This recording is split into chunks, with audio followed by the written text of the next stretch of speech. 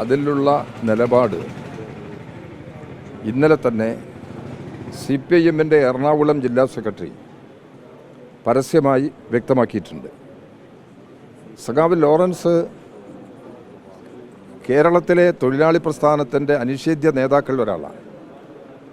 അദ്ദേഹം CITUവിൻ്റെ അഖിലേന്ത്യാ വൈസ് പ്രസിഡൻ്റായി പ്രവർത്തിച്ചിട്ടുണ്ട്.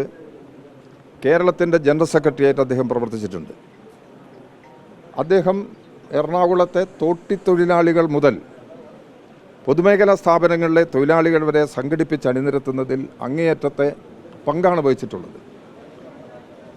ഇപ്പോഴും തൊഴിലാളി വർഗത്തിൻ്റെ ഐക്യത്തിനു വേണ്ടി എല്ലാറ്റിലും പ്രാധാന്യം നൽകിക്കൊണ്ടുള്ള സമീപനമാണ് ലോറൻസ് സ്വീകരിക്കുന്നത്.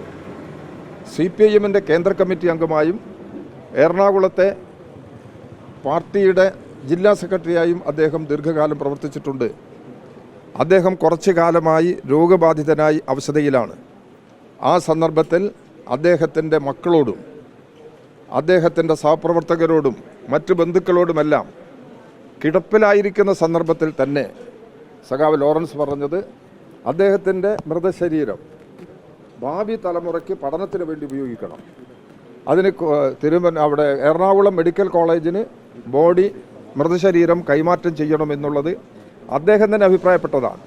അദ്ദേഹം അഭിപ്രായപ്പെട്ടതിൻ്റെ അടിസ്ഥാനത്തിലാണ് അദ്ദേഹത്തിൻ്റെ മക്കൾ തന്നെ മുൻകൈയെടുത്ത് അവിടെ മൃതശരീരം മെഡിക്കൽ കോളേജിന് വിട്ടുകൊടുക്കുന്നതിന് വേണ്ടിയുള്ള നിലപാട് സ്വീകരിച്ചത്. ഞങ്ങൾ CITUവും പാർട്ടിയും CPIMും CITUവും എറണാകുളത്ത് സ്വീകരിച്ചത് മൃതശരീരം എങ്ങനെ കൈകാര്യം ചെയ്യണമെന്നുള്ളത് സഖാവ് ലോറൻസിൻ്റെ കുടുംബാംഗങ്ങളുടെ അഭിപ്രായത്തിന് വിധേയമായി ചെയ്യണമെന്നുള്ളതാണ്.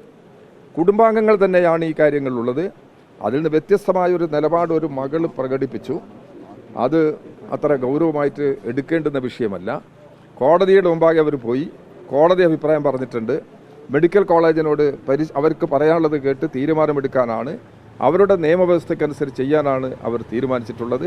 അതിൻ്റെ അടിസ്ഥാനത്തിൽ ഇന്നലെ തന്നെ സഖാവ് ലോറൻസിൻ്റെ ഭൗതിക ശരീരം ആയിരക്കണക്കിന് ജനങ്ങളുടെ സാന്നിധ്യത്തിൽ മെഡിക്കൽ കോളേജിന് കൈമാറ്റം ചെയ്തിട്ടുണ്ട്. ഒരു തർക്കം അദ്ദേഹത്തിൻ്റെ മകള് ഒരു കുടുംബ പ്രശ്നമായതുകൊണ്ട് അതിൻ്റെ അപ്പുറത്ത് ഏതെങ്കിലും തരത്തിലുള്ളൊരു പരാമർശം അത് സംബന്ധിച്ച് നടത്താൻ ഞാൻ ഉദ്ദേശിക്കുന്നില്ല. അതൊരു വലിയ വിഷയമായിട്ട് കണക്കാക്കേണ്ടതല്ല. ചില ചാനലുകളെല്ലാം അത് ഒരു വലിയ പ്രശ്നമായിട്ട് നല്ല ചർച്ച ചെയ്തു.